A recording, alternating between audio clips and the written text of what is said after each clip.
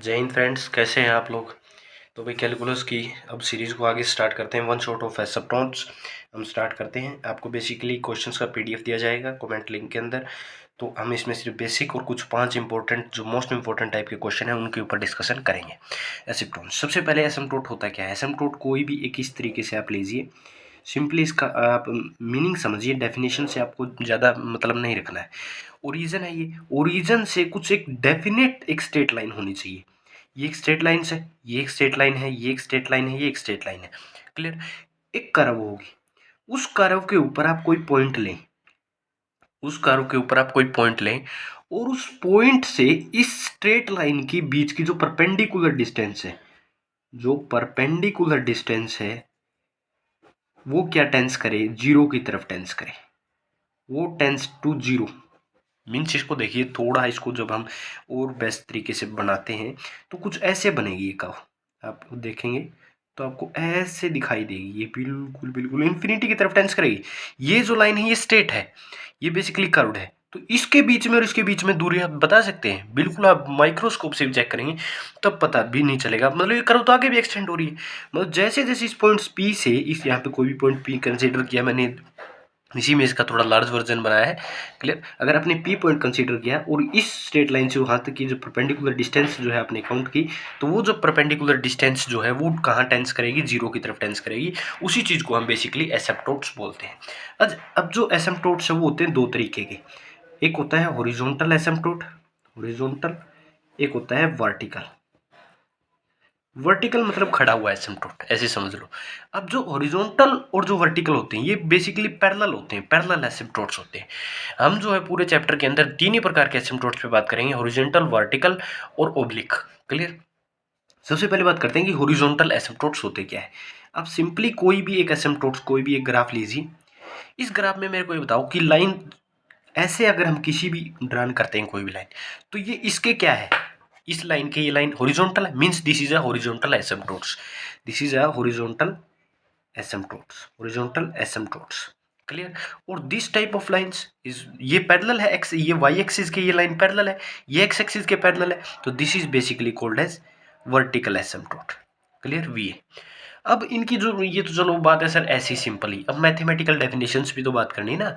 तो बेसिकली अगर ये ऐसे क्रॉस करेगी तो यहाँ पर इसका मतलब क्या है कि एक्स जीरो है और वाई की कुछ ना कुछ वैल्यू है in the horizontal asymptote case, और in the vertical asymptote case x को क्रॉस करेगी तो एक्स की कुछ ना कुछ वैल्यू आएगी और वाई की जीरो आएगी। क्लियर। और इसका मतलब क्या है, जो वर्टिकल एसिम्पटोट्स होगा this is parallel to Y axis. किसके पैरेलल होगा, वाई एक्सिस के। सिंपली ऐसे देख लो, this is Y axis, this जो पेंसिल वाली ये वाई एक्सिस है, पेन आपका क्या है, जो है वर्टिकल एसिम्पटोट से, तो ये पैरेलल होगा। और ये जो होगा ये आपका एक्स एक्सिस के पैरेलल होगा। क्लियर। अब ये तो बात ही सिंपली। अब अगर हम मैथमेटिकल जो है डेफिनेशंस की बात करें, तो मैथमेटिकल डेफिनेशंस क्या कहती है कि आप कोई भी आपकी जो इक्वेशन लो, सिंपल आप कोई भी फंक्शन लो, कोई भी फंक्शन हो सकता है, उसके अंदर आपने जब x को इन्फिनिटी की तरफ टेंस किया, x ने, देखो दो चीजें आएंगी, दोनों में यही डेफिनेशन बहुत कंफ्यूज करती है, किताब के अंदर बहुत ही ज्यादा कंफ्यूजन वे में लिखा हुआ है। कोई भी आपने लिमिट ली, कोई भी फंक्शन दिया हुआ था, उस फंक्शन पे जब भी आपकी लिमिट x से इन्फिनिटी की तरफ टेंस करेगी और आपको एक डेफिनेट पॉइंट मिल गया, एक क्या मिल गया, एक डेफिनेट पॉइंट मिल गया, तो वो होता है आपका हॉरिजॉन्टल एसिम्पटोट। इस चीज को कंफ्यूज नहीं करना है। और जब आपकी कोई भी लिमिट x से किसी एक पर्टिकुलर पॉइंट की तरफ टेंस करी और आपको फंक्शन में वैल्यू रखने के बाद आपको कोई इन्फिनिटी मिल गई, प्लस माइनस इन्फिनिटी मिल गई, तो that is known as vertical asymptote. With example we will consider, सबसे पहला जो क्वेश्चन है वो कंसीडर करते हैं इसी के काम पे, जिससे आपको हॉरिजॉन्टल और वर्टिकल एसिम्पटोट जो है बिल्कुल क्लियर हो जाए।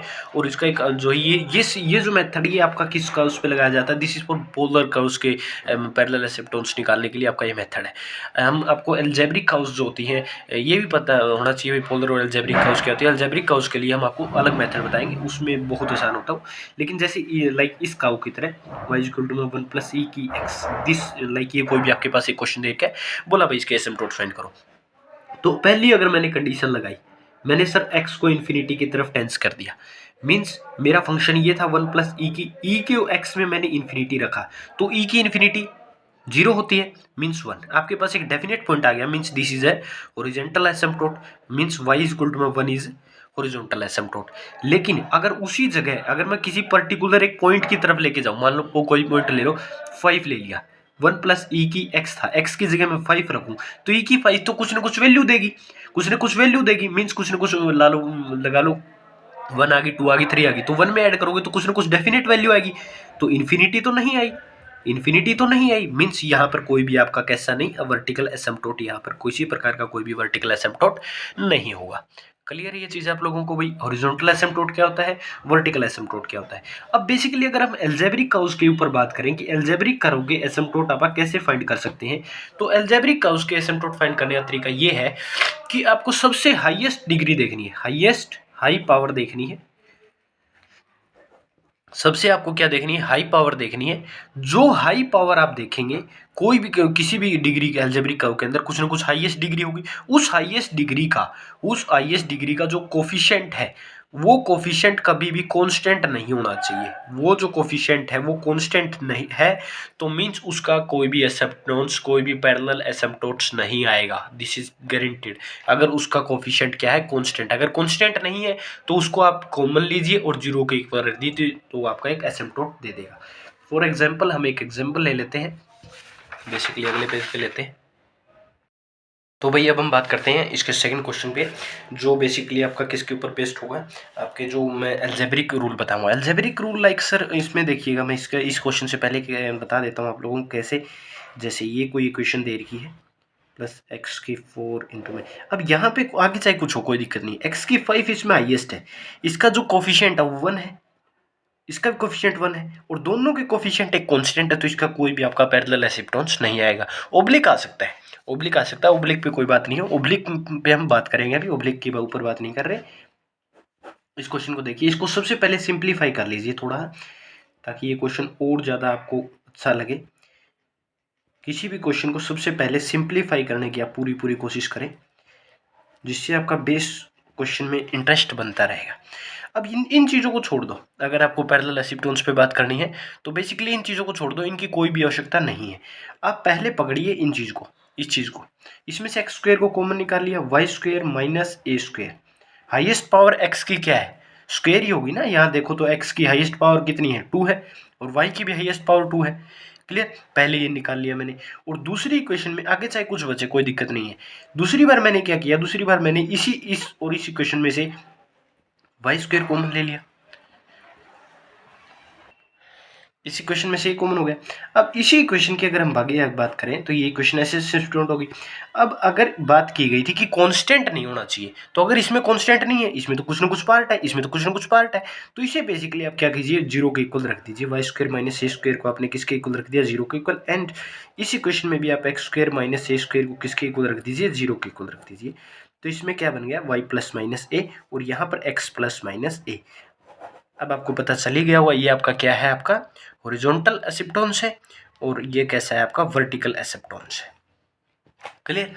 इसका जो बेसिकली अगर मैं बताऊं, इसको पूरा सिमेट्री आउट लिख के दिखाऊं आप लोगों को, तो आपको कुछ इस तरीके से लिखना पड़ेगा इसे।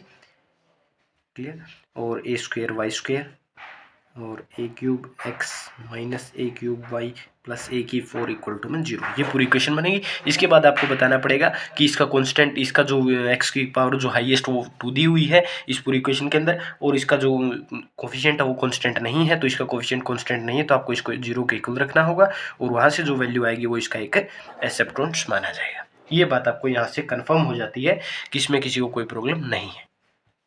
क्लियर। इसी के बाद अगर हम बात करें क्वेश्चन नंबर 3, क्वेश्चन नंबर 3 की बात करने से पहले हम आपसे ओब्लिक एसिम्पटोट्स के कंसेप्ट के ऊपर बात कर लेते हैं। तो सिंपली ऐसा कहा जाता है कि जिस एसिम्पटोट्स का, जिसके अंदर ना तो पैरेलल एसिम्पटोट्स आया, ना ही क्या आया, ना तो पैरेलल एसिम्पटोट्स की जिक्र हुआ और ना ही किसी प्रकार का जो है पैरेलल में भी 2 कैटेगरी है, हॉरिजॉन्टल आया ना ही वर्टिकल आया, तो उसके अलावा जो एसिम्पटोट्स होता है उसे बोला जाता है बेसिकली आपका ओब्लिक एसिम्पटोट्स। ऐसा तो जरूरी नहीं है भाई किसी इक्वेशन के अंदर बाई चांस ये इक्वेशन है, मान के चलो ये कर्व थी, तो इसके अंदर ये एसिम्पटोट्स हो या यही एसिम्पटोट्स हो, ये तो जरूरी नहीं है। इसका एसिम्पटोट्स भी तो ऐसा आ सकता है, इसका एसिम्पटोट्स भी तो ऐसा आ सकता है।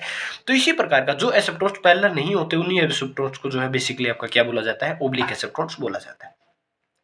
अब ओब्लिक एसिप्टोट्स को आपको सीखने से पहले आपको पता होना चाहिए y is equal to M X plus C, ये फॉर्म प्लस है ये, इसके अंदर y is equal to M X plus C, this is the intercept form of the slope intercept form of the straight line. Clear. तो इसमें सबसे पहले आप लोगों को m की वैल्यू निकालनी है। सिंपली आपको बस जस्ट इतना याद रखना है कि लिमिट लेके जानी है m की वैल्यू के लिए। आप इसको पहले छोड़ दो y बाई एक्स, y इसको जीरो पुट कर दो तो y is equal to M x बच जाएगा। तो m की अगर वैल्यू चाहिए है तो y बाई एक्स और m, और दोनों साइड क्या कर दो आप limit x tends to infinity. बस इससे जो वैल्यू आएगी m की वैल्यू आएगी, उसी m की वैल्यू को आपको यूज करना है इस इक्वेशन के अंदर, limit x tends to infinity y minus m x.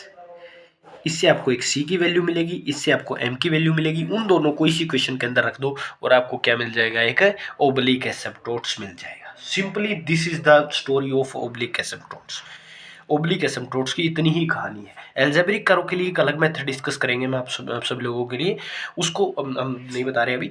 इसमें आप इस चीज़ को सिंपली समझिए कि y is equal to M X plus C, आपको एक इक्वेशन लेट करनी है, उस इक्वेशन के अंदर m और c की वैल्यू के लिए आपको वर्कआउट करना है। तो m की वैल्यू कैसे निकलेगी, limit x tends to infinity करके, x इंटेंस टू इन्फिनिटी करके y बाई एक्स कर दो, इसको y में ले आओ, और सिंपली अगर c की वैल्यू निकालनी है तो इधर ले जाओ इसको y minus m x. Clear. किसकी वैल्यू आ जाएगी, c की वैल्यू आ जाएगी, दोनों साइड लिमिट लगा दो x tends to infinity. Clear. ये तो थी थ्योरिकल बात। अगर हम बात करें, ये तो टोटली जो है थ्योरी बात हो रही है, लेकिन अगर इसी जगह पे अगर हम बात करें आप लोगों के साथ कि सर इनकी जो है क्वेश्चन कैसे, वर्किंग रूल कैसे, तो एल्जेब्रिक मेथड एक अलग होता है भाई, एक होता है एल्जेब्रिक का उसके लिए मेथड, वही बेसिकली पूरे चैप्टर में चलेगा आपका। एल्जेब्रिक का भी पोलर्स का बहुत ही रेयर है, कहीं पूछ ले, पोलर्स के लिए एक अलग मेथड है, हम आपको एल्जेब्रिक के लिए बताएंगे। तो एल्जेब्रिक के लिए वर्किंग रूल आपको याद होना चाहिए, वो भी हम आप लोगों के साथ डिस्कस कर लेंगे। क्लियर, जनरल मेथड उसका। और इसके बाद अगर मैं आप लोगों को बताऊं तो इसके बाद जो है एल्जेब्रिक के बाद हम पोलर्स की बात करेंगे। एक एल्जेब्रिक के अंदर एक मेथड होता है, उसी के साथ एक मेथड आएगा एक इंटरसेप्शन मेथड आएगा, उसको सिंपली कुछ नहीं होता वो मेथड। अगर आपने ये मेथड सीख लिया तो आप एसिम्प्टोट्स पूरा सीख जाएंगे, कोई दिक्कत नहीं होगी एसिम्प्टोट्स में आपको पूरे में कोई भी दिक्कत नहीं होगी। तो क्वेश्चन नंबर 3 अगर हम आप लोगों के साथ बात करें तो बेसिकली क्वेश्चन नंबर 3 हम इस क्वेश्चन से आपको पूरी सिमेट्री आउट चेंज करते दिखाएंगे आप लोगों को। इस पूरे क्वेश्चन से मैं क्वेश्चन नोट डाउन कर लेता हूँ, पॉज कर। सिंपली आपको वर्किंग रूल समझना है इस क्वेश्चन के जरिए।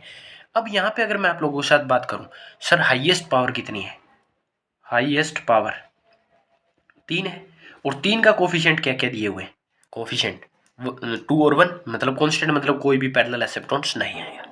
पहली बात तो आपको ये लिखनी है। दूसरी, अब हम चेक करेंगे oblique asymptotes. Oblique asymptotes check करने के लिए इधर एक तरीका है, उस तरीके के लिए आपको ये चीज पता होनी चाहिए कि x की 2 देर की, y की 1 देर की है। अगर इसकी बात की जाए x की पावर की तो 2 है, लेकिन इसकी कंप्लीट की पावर की हम बात करें ना, इस डिग्री की कंप्लीट की, तो वो 3 है, क्योंकि एक x की 2 और y की 1 तो एडअप होकर 3 बन जाएगी। क्लियर। उसके लिए हम आपसे बात करते हैं कि ओब्लिक एसिम्प्टोट्स और हाईएस्ट पावर हमने इस तरीके से चर्चा की। तो अब हम ओब्लिक एसिम्प्टोट्स को समझने से पहले कि ओब्लिक एसिम्प्टोट्स होते क्या है, उसमें आपको एक चीज पता होनी चाहिए कि सबसे हाईएस्ट पावर फाई एन लिखते हैं हम, फाई एन एम, ये चीज यूज करनी आनी चाहिए आपको। एन यहाँ क्या है, जो हाईएस्ट पावर है, एम अभी बताएंगे जो हाईएस्ट पावर के अंदर पुट किया गया है। दोबारा बता रहा हूँ, अगर वर्किंग रूल समझ नहीं आया तो आगे एक अक्षर समझ नहीं आएगा। सारे क्वेश्चन इस क्वेश्चन पे अगर समझ आ गए तो हर क्वेश्चन समझ आ जाएगा, पूरी एसिम्प्टोट्स समझ आ जाएगी, कोई दिक्कत नहीं होगा। 6 मार्क्स का क्वेश्चन आता है, 8 मार्क्स का क्वेश्चन आने के चांसेस एक्सरसाइज से। क्लियर। सिंपली क्या करना है, फाई एन, फाई यहाँ कितना दिया हुआ है, एन कितना दिया हुआ 3 एम। अब एम क्या है सर, जितनी भी 3 डिग्री पावर है उसके अंदर x को 1 रख दो और y को m रख दो। ये वर्किंग रूल है भाई, इसका कोई ऐसा नहीं है कि आर्गुमेंट करो ये क्यों रखा, ये वर्किंग रूल है, वर्किंग रूल है तो रखना पड़ेगा। जहां भी 3 पावर दिखे वहां x को 1 और y को 1, और ये इक्वेशन निकाल लो। क्लियर। इक्वेशन क्या आएगी, इक्वेशन अगर यहाँ पे रखो तो 2 आएगी, इसकी भी तो 3 पावर है तो माइनस m आएगी, इसकी भी 3 पावर है तो माइनस का m 2m स्क्वायर आएगी, और यहाँ भी तो m की 3 है तो यहाँ m की क्यूब आएगी। आगे नहीं रखना, क्यों, क्योंकि वहां पर 2 पावर्स आ गई। इसके बाद निकालेंगे 5 2m। 5 2m में क्या रखना है, जहां 2 पावर है वहां पर x को क्या रख दो 1 और y को m। क्लियर। ये रखना है 2 minus 7m plus 3m square. Clear.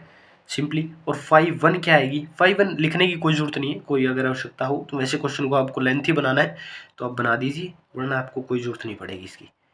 Clear, simple.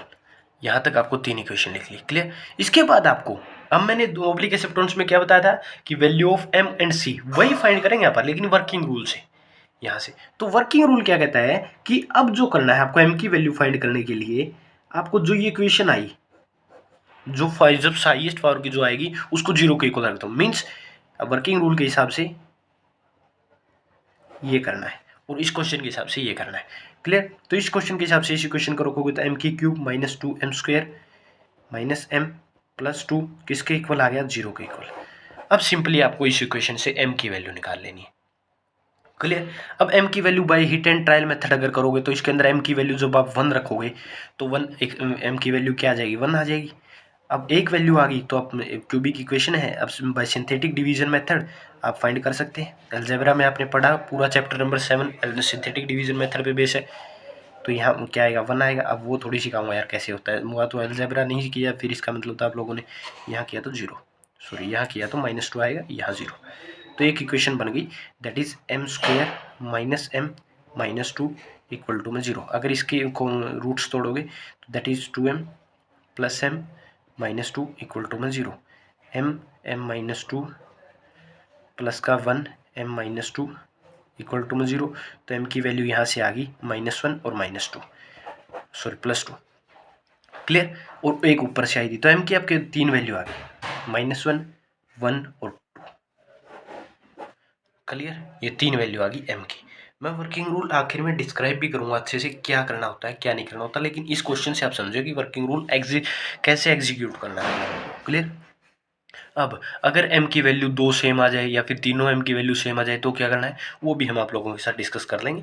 लेकिन अब सबसे पहले अब जो है तीनों डिफरेंट आई हैं, तो तीनों डिफरेंट आई तो c को निकालने का मेथड होता है -5n-1 m by this m। बस ये तो याद रखना पड़ेगा भाई, दिस इज वर्किंग रूल की याद रखना पड़ेगा। अब कुछ फॉर्मूले तो आपको याद रखने पड़ते हैं। अब पाइथागोरस थ्योरम आपको कौन वो करके दिखाएगा, पाइथागोरस थ्योरम होती है भाई, ये चीज़ रखनी पड़ेगी आपको। तो इसी प्रकार ये चीज़ होती है। Clear. 5n minus m, n क्या दिया हुआ है यहाँ पे 3 इक्वेशन के अंदर, तो मतलब ये जो इक्वेशन है ये।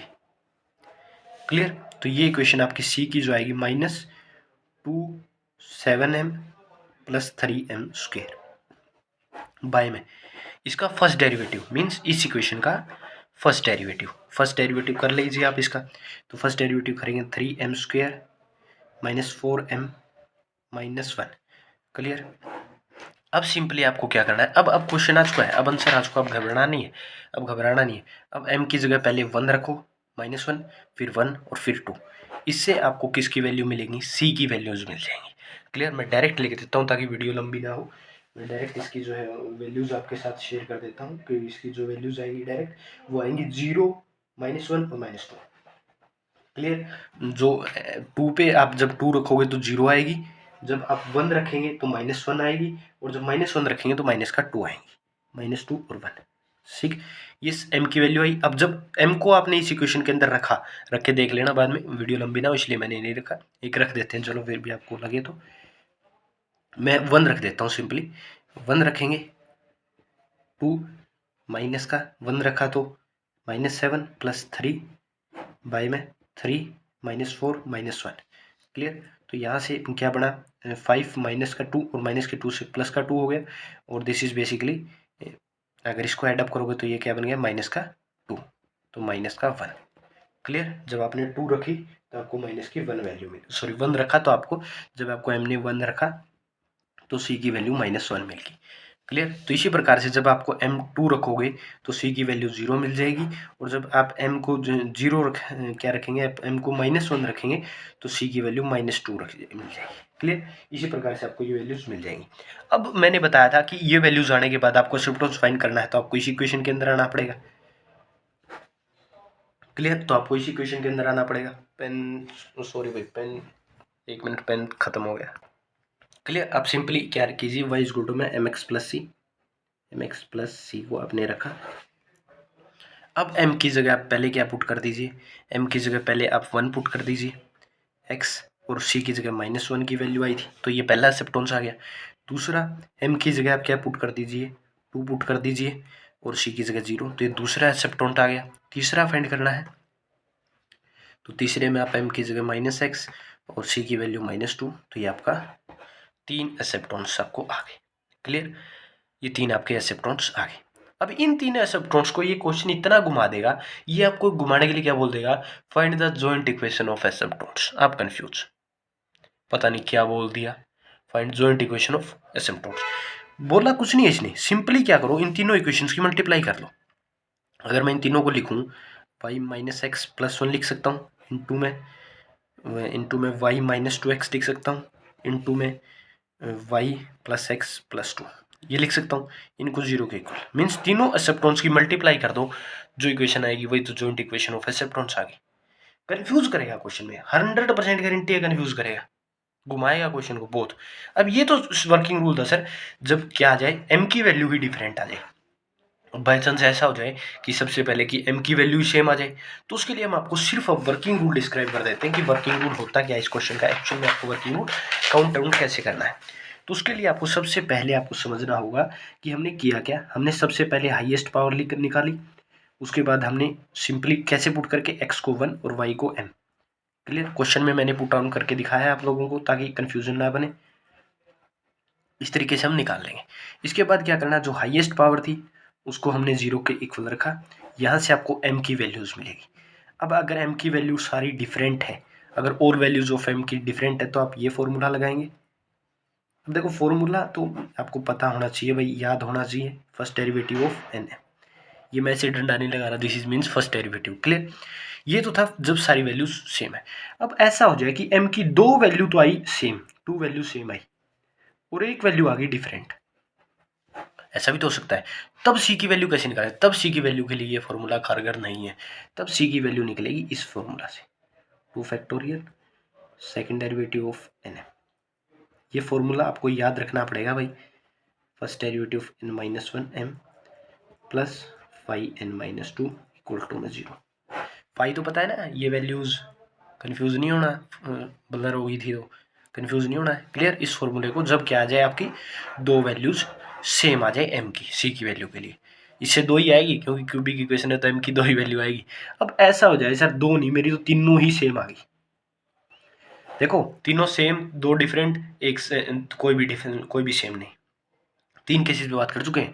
अगर m की तीनों वैल्यू सेम आ जाए तो क्या करेंगे सर, क्यूबिक 3 फैक्टोरियल 5, यहाँ देखो यहाँ जितनी पावर थी उतना ही डेरिवेटिव किया था, तो यहाँ पे 3 बार डेरिवेटिव कर देंगे n का, plus c² by 2 factorial second derivative n - 1m plus c। आपको पीडीएफ के अंदर जो क्वेश्चन मिलेगा उसके अंदर इसी वर्किंग रूल के ऊपर बेस्ड क्वेश्चन होंगे, तो आप उन्हें ट्राई जरूर कीजिएगा।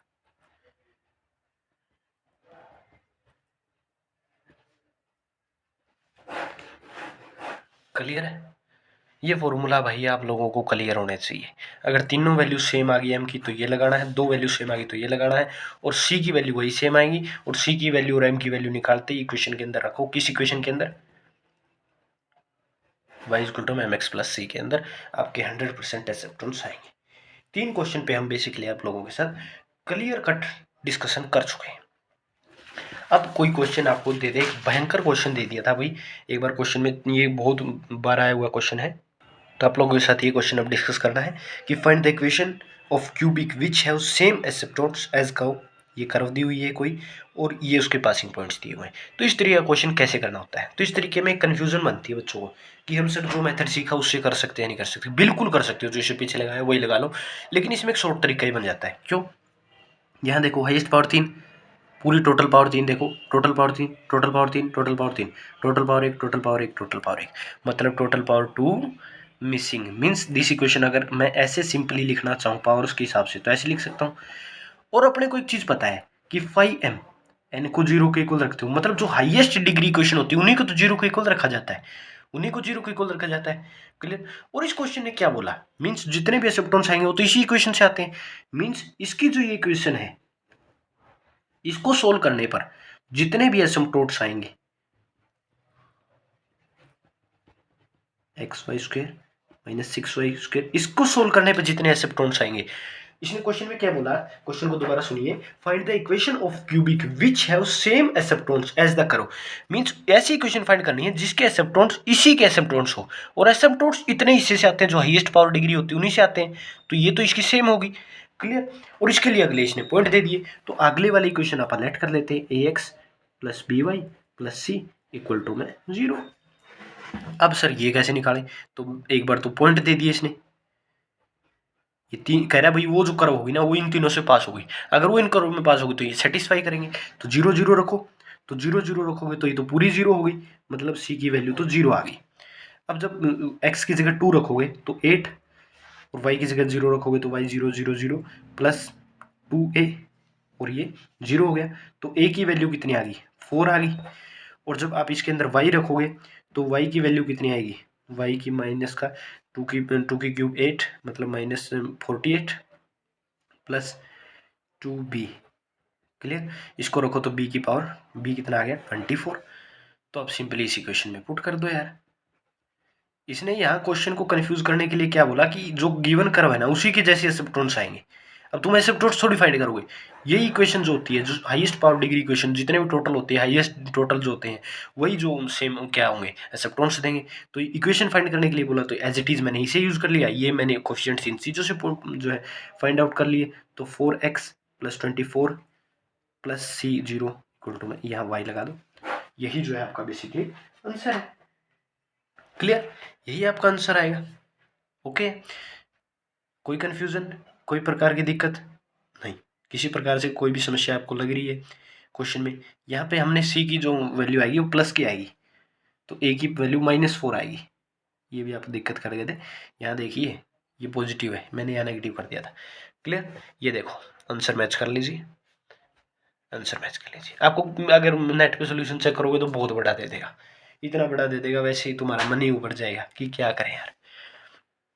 अब देखते हैं पोलर कर्व्स, आखिरी कर्व्स आ गई भाई, थोड़ा है वीडियो लंबी हो रही तो मैं क्या करूँ, polar curves. Clear, polar curve simple ही कर्व है, पोलर कर्व बड़ी प्यारी कर्व है। क्या कहती है पोलर कर्व कि कोई भी इक्वेशन है सर वो किस में दी होगी, आर और थीटा के अंदर दी होगी, पोलर कर्व्स होती हैं। क्लियर, तो आर और थीटा के अंदर कोई इक्वेशन दे दी, सबसे पहले इसने बताया वर्किंग रूल। देखो वर्किंग रूल है कि आर को 1/u पुट कर लो, कोई भी इक्वेशन दे दी उसमें आर को 1/u पुट कर दो। दूसरा u को 0 कर दो, u को 0 पुट करोगे तो थीटा की कुछ ना कुछ वैल्यूज आएंगी, वो थीटा की वैल्यू निकालो, उन्हें θ1 नाम दे दो, उन्हें θ1 नाम दे दिया। दूसरा फिर ये वर्किंग रूल, ये देखो याद रखने पड़ेंगे, वर्किंग रूल में फॉर्मूलेज हैं, थीटा को θ1 की तरफ टेंस करो और dθ/du ये निकाल लो, और ये निकल जाए p की वैल्यू निकल जाए तो इस इक्वेशन में पुट कर दो, r sin θ1 माइनस थीटा। बस ये वर्किंग रूल है भाई इसका पूरे का, पोलर कर्व्स कंप्लीट। सर ऐसे कैसे कंप्लीट, तो हम क्वेश्चन लेते हैं भाई बेसिकली इसके लिए ताकि आपको वर्किंग रूल अच्छे समझाएं। अब तुम सोचोगे सर क्वेश्चन तो बड़ा भयंकर होना चाहिए, फिर ये देखो भाई MDU 2016 14 10 9 5 2014 12 17 और 2013 8 9 12 आया हुआ क्वेश्चन है, और कन्फ्यूजन बहुत बनाता है ये क्वेश्चन। तो सबसे मुश्किल क्वेश्चन लेते हैं अब ताकि किसी प्रकार की समस्या ना रहे आप लोगों को। वीडियो हो रही है लेंथी, कोई बात नहीं, आखिरी क्वेश्चन है, इसके बाद एसिप्टोन्स आपका कंप्लीट है। क्लियर, तो इसमें कर्व दी हुई है r cos theta equal to में a साइन स्क्वायर थीटा, ये दिया हुआ है। क्लियर, अब मैंने क्या बोला था, आर को 1/u से रिप्लेस कर दो, तो cos theta by you a sine square theta. तो अगर मैं u को इधर लिखूंगा a साइन स्क्वायर थीटा, और du/du भी निकालना था, तो यहाँ से u भी एक ऐसे जो है, अब u की वैल्यू भी एक अलग तरीके से लिख लीजिएगा ताकि बाद में किसी प्रकार की कन्फ्यूजन ना रहे। अगर कोई करो टेंजेंट और सेकेंड में देगी तो उसको साइन और कोस में बढ़ा लो, आसान रहेगा। u को 0 पुट करो तो कोस थीटा 0, और यहाँ से वैल्यू किसकी निकालनी है, θ1 की। θ1 की क्या वैल्यू आएगी, कहाँ कहाँ 0 हो सकता है, कहाँ कहाँ 0 हो सकता है, तो 2n पाई, 2n प्लस 90 डिग्री पे होता है, तो 2n प्लस 1 π/2। यहाँ से ये किसकी वैल्यू आ गई, θ1 की, इससे निकाल ली। पता चलता हुआ यार 0 की वैल्यू जो कोस है 0 कहाँ कहाँ होता है, यहाँ यहाँ होता है। अब जरूरी थोड़ी 90 पे भी होता है, 270 पे भी होता है, तो सबके लिए लिखोगे, इसलिए हमने एक जनरल फॉर्मूला यूज कर लिया। क्लियर, अब आपको निकालना है p। पी निकालने के लिए मैंने वहाँ बताया था कि D you by D theta निकालना पड़ेगा, ऐसा कुछ निकालना पड़ेगा। निकालना तो ये होता है ना, D U D theta by D you, तो निकलेगा तो इससे ये, तो इसका अगर हम डेरिवेटिव कर दें, d u with respect to theta कर दें डेरिवेटिव, तो ऊपर क्या आएगा, नीचे देखो सबसे पहले ए स्क्वेयर साइन की 4 थीटा आएगा। क्लियर, इसका डेरिवेटिव करोगे तो ऊपर क्या जाएगा, ये चीज़ एज इट इज़, ये सॉरी ए था ना, simple a sine square theta as it is into में। अब ए को क्या करो, आप ए को बाहर भी निकाल सकते हो या फिर ए को साथ में भी चलने दो। अब यहाँ पे अगर रखोगे तो ए का स्क्वायर होगा, वो क्वेश्चन में कंफ्यूजन करेगा, इस वजह से हम क्या करते हैं, इस ए को बाहर ले लेते हैं पूरे क्वेश्चन से, अंदर भी दिक्कत नहीं रहता कि। क्लियर, पूरे क्वेश्चन से मैंने ए को ही बाहर ले लिया, तो ए स्क्वायर नहीं होगा, ए ही रहेगा। क्लियर, क्योंकि derivative you by division method जानते हैं। क्लियर, और अब ऊपर वाला है, ऊपर वाले का क्या करोगे डेरिवेटिव, तो साइन कोस थीटा का माइनस साइन थीटा, एक माइनस का साइन दोबारा लगाओ, कोस थीटा को एज इट इज, और इनटू में किसका डेरिवेटिव करो, इसका 2 साइन थीटा कोस थीटा, तो D you by D theta क्या आ गया, 1/a sine cube theta by में साइन 4 थीटा माइनस का 2, ये भी नेगेटिव आएगा ना, यहाँ नेगेटिव था, -2 साइन थीटा और कोस स्क्वायर थीटा। क्लियर, यहाँ से ये चीज़ कन्फर्म है भाई, इसमें कोई दिक्कत नहीं है, किसी प्रकार से कोई प्रॉब्लम नहीं है। अगर मैं पूरे के अंदर से माइनस साइन थीटा कॉमन निकाल लो, थोड़ा कन्फ्यूजन होगा, लेकिन थोड़ा ध्यान से अगर क्वेश्चन को समझ गए तो वैसे ही निकल जाएगा तुम्हारा common. Clear, sign square theta plus 2 cos square theta by में साइन 4 थीटा। क्लियर, अब अगर मैं ऊपर वाले को माइनस साइन थीटा बाई ए, अब तो देखो सॉल्व ही कर रहा हूँ, अगर इस चीज़ को अगर मैं ये लिख लूँ sign square theta plus cos square theta plus cos square theta, तो ये तो 1 बन गया, तो 1 plus cos square theta by में साइन 4 थीटा। अब देखो साइन की 4 थीटा है, तो यहाँ से एक भी कैंसिल हो गया, तो D you by D theta that is basically your -1 plus cos square theta by में साइन क्यूब थीटा इंटू में ए। अब निकालना क्या होता है, पी क्या होता है, limit theta 1 theta two theta 1, और क्या होता है D theta by D you का नेगेटिव साइन। अब नेगेटिव साइन तो आया हुआ है सर, लेकिन इसका रेसिप्रोकल चाहिएगा, तो अगर मैं इसका रेसिप्रोकल कुछ इस तरीके से लिख दूँ, किसी को कोई दिक्कत होगी यहाँ पे, कोस स्क्वायर थीटा, अगर सिंपली ये चीज़ लिख दी जाए तो किसी को कोई प्रॉब्लम है भाई, कोई प्रॉब्लम नहीं है। अब दूसरी क्या करनी है, लिमिट लगानी है पी की वैल्यू के लिए, सिंपली ये होता है लिमिट लगानी है, और थीटा से थीटा 1 की लिमिट लेके जानी है। अब थीटा 1 पूरे के अंदर क्या कर दो, थीटा 1 रख दो, थीटा की जगह क्या कर दो थीटा 1, मैं यहीं कर देता हूँ थीटा 1। अब थीटा 1 की वैल्यू क्या दी हुई है, बात तो यहीं कन्फ्यूजिंग करेगी ना, क्वेश्चन को तो यहीं कन्फ्यूज करेगा कि ए साइन क्यूब थीटा 1 की वैल्यू 2n+1 π/2, और यहाँ पर रखोगे 1 प्लस कोस स्क्वायर 2n+1 π/2। अब ये तो पता है भाई, ये तो होगा 0, यहीं से पता है, या ऐसे भी देख लो यार, कोस π/2 पे क्या होता है 0, तो यहाँ से, और यहाँ पे अगर एक जर्नल वैल्यू अज्यूम करें तो देखो कोस π/2 पे क्या होता है पॉजिटिव, लेकिन वही कोस 270 पे -1 होता है, तो ये किसके कारण हो गया, n की वैल्यू के। तो ऐसा हम मान लेते हैं कि इस इक्वेशन को सोल्व करने पे आपको जो p की वैल्यू मिली 1 की पावर n इंटू ए तो यहाँ दिया हुआ था, और इसको हमने एक जर्नल वैल्यू दे दी कि माइनस, देखो पाई पे 1 तो होता ही है, लेकिन वो 1 होगा, प्लस का होगा या माइनस का होगा, वो किस पे डिपेंड करेगा, n पे डिपेंड करेगा कि n कितना है। क्लियर, तो इस तरीके से हमने जो है p की वैल्यू निकाल ली। क्लियर है, जमा 100% ये चीज समझ आनी चाहिए कि p वैल्यू कैसे निकाली है। क्लियर है, क्लियर, सिंपली ये वैल्यू आ गई। अब p को किसके इक्वल रखना होता है, p किसके इक्वल होता है r, जनरली आपको पता होना चाहिए थीटा 1 2 माइनस थीटा। अब p की वैल्यू आ गई अपने पास ये r, सिंपली r लिखो, r को r साइन थीटा लिखा रहने दो, और थीटा 1 की जगह क्या रख दो 2n+1 π/2 माइनस थीटा, लिख सकते हो इसे। तो इसे अगर मैं लिखूं 1na r, अगर मैं इसे अंदर मल्टीप्लाई कर दूं 2n+1, मैं बाहर सोल्व कर रहा हूँ इसे, स्पेस नहीं बचेगा और नीचे, तो इसे अंदर मल्टीप्लाई करूं तो n 2n पाई है यहाँ पे, सॉरी भाई 2n पाई है, सॉरी भाई, अंदर मल्टीप्लाई कर दोगे तो ये क्या बन जाएगा, n pi plus pi by 2। इसको अंदर मल्टीप्लाई करोगे तो ये 2 से 2 कैंसिल, और यहाँ से ये वैल्यू बन गई। अगर इसी वैल्यू को यहाँ पे रख दो, sine n pi plus pi by 2 theta. अब सिंपली तुम्हें क्या पता चला कि अगर यहाँ पे बना 1, एन पाई के हिसाब से सोचो, एन पाई के हिसाब से कितनी वैल्यू आ सकती है अगर इस पूरे को सोल्व करोगे तो। अगर मैं एन पाई को बाहर निकालूं तो सिंपली आपको क्या लिख सकते हो, -1 n a r -1 n into, ये लिख सकते हो। ये कैसे लिखा, क्यों, क्योंकि जब पाई बाय 2 यहाँ पे भी तो वही चीज़ है कि अगर ये प्लस का होगा तो कुछ और वैल्यू देगा, और नेगेटिव होगा तो कुछ और वैल्यू देगा। मीन्स अगर यहाँ पे एन आपका 1 दिया हुआ है तो पाई plus pi by 2 third quadrant के अंदर नेगेटिव वैल्यू होती है, लेकिन यहीं पर अगर एन की वैल्यू 2 दी हुई तो 2 n pi plus pi by 2 positive value देगा। तो इस तरीके से इसकी वैल्यू आ गई।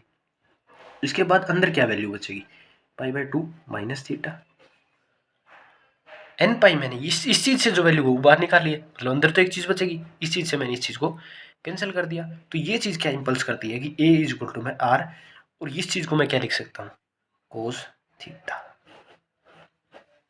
क्लियर सी यह बात आपको समझ आनी चाहिए।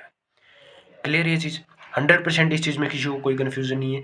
यहाँ से बस थोड़ा क्लियर समझना मुश्किल हो जाता है, क्यों, क्योंकि ये खेल क्या कह रहा है कि भाई एन अगर ओड दिया हुआ है तो कुछ और वैल्यू देगा, प्लस की -1 देगा, अगर इवन दिया हुआ है तो आपका +1 देगा। तो इसलिए मैंने इस चीज़ को ये लिख दिया, और यहाँ से ये की चीज़ क्या बन गई, कोस थीटा बन गई। क्लियर। तो इसी के साथ भाई एसिप्टोन्स होता है आपका कंप्लीट। कर्वेचर की वीडियो तैयार है भाई। कर्वेचर जिस दिन मेरे 90 सब्सक्राइबर हो गए इस चैनल पे, उसी दिन कर्वेचर की वीडियो डाल दी जाएगी भाई। क्लियर ही बात है भाई। ओके, तो एसिप्टोन्स इसके साथ कंप्लीट है भाई।